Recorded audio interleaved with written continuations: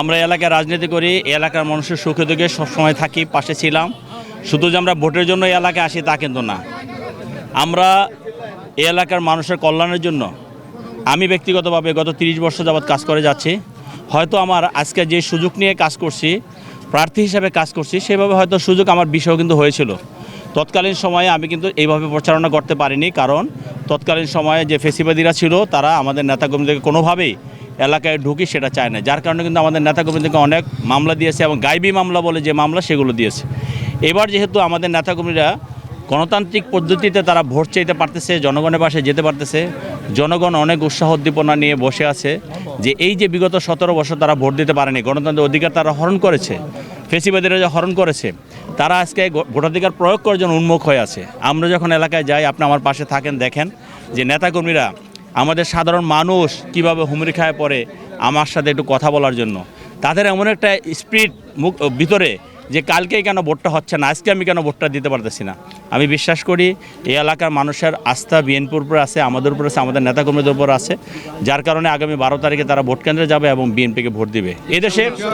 এদেশে যতবার ভোট হয়েছে, সুষ্ঠু নির্বাচন হয়েছে, প্রতিবার কিন্তু সাধারণ মানুষ বিএনপিকে বেছে নিয়েছে, কারণ বিএনপি উন্নয়নের দল, বিএনপি মানুষের নিরাপত্তার দল, বিএনপি মানুষের অগ্রগতির দল, যার কারণে বিএনপির পক্ষে সবসময় ছিল, আছে এবং থাকবে। আর আমি ব্যক্তিগতভাবে আমি যে কথাগুলো আপনি বললেন, এটা আপনি আমাকে দীর্ঘদিন আমার 40 বছর রাজনীতির ইতিহাস আপনি দেখেন, আমি কখনো নিজে কোনো অন্যায় করিনি, কোনো অন্যায়ের কাছে মাথা নত করিনি। এই যে ফেসিবাদীরা আমাকে 329টা মামলা দিয়েছে, আমাকে কিন্তু দাবাতে পারেনি। আমি 2.5 বছর জেল খেটেছি, 2টা মামলা সাজা হয়েছে, শুধু আমার না, সারা বাংলাদেশে এরকম হয়েছে। তো কাজেই জনগণ জানে যে রোদ বৃষ্টি যাই হোক আমরা এই প্রার্থীকে সাথে পাবো, বিএনপিকে সাথে পাবো, যার কারণে বিএনপি আমাদের পক্ষে, এলাকার জনগণ আমাদের পক্ষে। পাশাপাশি বিএনপির চেয়ারম্যান জনাব তারেক রহমান যে কল্যাণকর রাষ্ট্র গঠনের প্রতিশ্রুতি দিচ্ছেন, যে মানবিক রাষ্ট্র গঠন করার প্রতিশ্রুতি, যে নিরাপত্তা বলয় দিয়ে ঢেকে দিবে তার সমাজকে, সেই প্রতিশ্রুতি দিচ্ছেন, সেই প্রতিশ্রুতিকে রক্ষা করার জন্য জনগণ আগামীতে ইনশাল্লাহ আমাদের বিএনপি ধানের শীষের পক্ষে ভোট দিবে, শুধু ঢাকা 18 আসন না, সারা বাংলাদেশে। এবং ঢাকা 18 আসনে যারা আছেন, আমি ঢাকা 18 আসনের মানুষের উদ্দেশ্যে একটাই কথা বলবো যে আমরা আপনাদেরকে সামাজিক নিরাপত্তা দিব, আমরা আপনাদেরকে চাঁদাবাজ মুক্ত একটি সমাজ দেব, আমরা একটি উন্নয়নের সমাজ দেব। ইনশাল্লাহ জনগণ আমাকে নির্বাচিত করলে আমি জনগণের প্রতিনিধি হিসাবে আমার পিছনে রেখে না, আমার সাথে নিয়ে সংসদে গিয়ে জনগণের পক্ষে কথা বলবো ইনশাল্লাহ।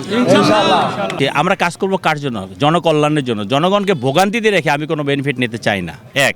আর 2 নম্বর কথা হলো, জনগণকে আমাদের চিনে, আমি ইচ্ছা করলে আজকাল লক্ষ নেতাকর্মী নিয়ে আমি আবদুল্লাপুর থেকে খিলক্ষেত্রটা মিছিল করতে পারি, তাতে কি হবে? এটা জিয়া আন্তর্জাতিক বিমানবন্দর আছে, এটা একটা ভিআইপি রোড, এটা ঢাকার প্রবেশদ্বার। এই জায়গাটা যদি 1 ঘন্টা বন্ধ থাকে, সারা দেশে সারা দিন মিনিমাম 10 ঘন্টা সেখানে যানজট থাকবে। কাজে আমি কোনোভাবে চাই না মানুষকে ভোগান্তি করে আমি কোনো রাজনৈতিক বেনিফিট নিতে চাই না, জনগণের কল্যাণে রাজনীতি করি। আমার চেয়ারম্যান জনাব তারেক রহমান বলেছে, জনগণের কল্যাণ করার জন্য রাজনীতি করো, জনগণকে সাফারিংসের জন্য না। আমি সেই সাফারিংস থেকে উদ্ধার করার জন্য অল্প নেতাকর্মী নিয়েই আমি চেষ্টা করি এবং ওয়ার্ড ভিত্তিক চেষ্টা করতেছি, যাতে আমাদের ওয়ার্ডের বাইরে অন্য কোনো নেতাকর্মী না আসে। তারপরেও যে মানুষের সমস্যা হয় না তা না, যতটুকু হয় আমি মনে করি অতটুকু মানুষ অ্যালাউ করবে, এই কারণে কারণ যেহেতু নির্বাচন, আমাকে জনগণের কাছে যেতে হবে, জনগণের পাশে থাকতে হবে, যার কারণে এইটুক আমি মনে করি যেটুক ভোগান্তিতে পড়তেছে জনগণ, এইটুকু ইনশাল্লাহ সহনীয়, এবং আমি চেষ্টা করি আরও সহনীয় করে আমার নির্বাচনী প্রচারণা করার জন্য, ধানের শীষের নির্বাচনী প্রচারণা করার জন্য। আমাদের কোনো নেতাকর্মী মোটরসাইকেলে নাই, গাড়িতে নাই, হাউকাওতে নাই, চিল্লাচিল্লিতে নাই, স্লোগানও খুব কম দিচ্ছে। কাজেই নির্বাচনকালীন সময়ে একটু ভোগান্তি জনগণ সহনশীলভাবে নেবে, এবং জনগণ যেহেতু দেশের আগামীতে সুষ্ঠু নির্বাচনের প্রত্যাশায় একটি ভালো নির্বাচন আশা করে, সেই জন্য জনগণও চায় প্রার্থীরা তাদের কাছে আসুক, তাদের পক্ষের কথাগুলো বলুক, তারা যেভাবে চায় সেভাবে আগামী দিনে যাতে সংসদে গিয়ে তাদের কথাগুলো বলা যায়, সেই জন্য জনগণও সে আমাদের স্পেসটা দিচ্ছে। আশা করি আপনার মাধ্যমে সারা ঢাকা 18 আসনের জনগণকে একটি কথা আমি বলতে চাই, আমরা একটি নিরাপদ সমাজ ব্যবস্থা দিব, একটি গণতান্ত্রিক সমাজ ব্যবস্থা দিব। অতীতে যারা অন্যায় করেছে, অবিচার করেছে, আমরা তাদের মতো কোনো অন্যায় অবিচার করব না। আমার ফ্যামিলি নির্যাতিত হয়েছে, আমি আরেকজনের ফ্যামিলিকে নির্যাতিত করব না, আমি নিজে করব না, আমার কোনো নেতাকর্মী করবে না, এবং সাধারণ মানুষকে আমরা সেটা করতে দিব না। ইনশাল্লাহ একটি নতুন সূর্য উদয় হয়েছে গত 5ই আগস্ট, সেই সূর্যের আলোয় আলোকিত করে আমরা সকলে ভালো থাকবো ইনশাল্লাহ।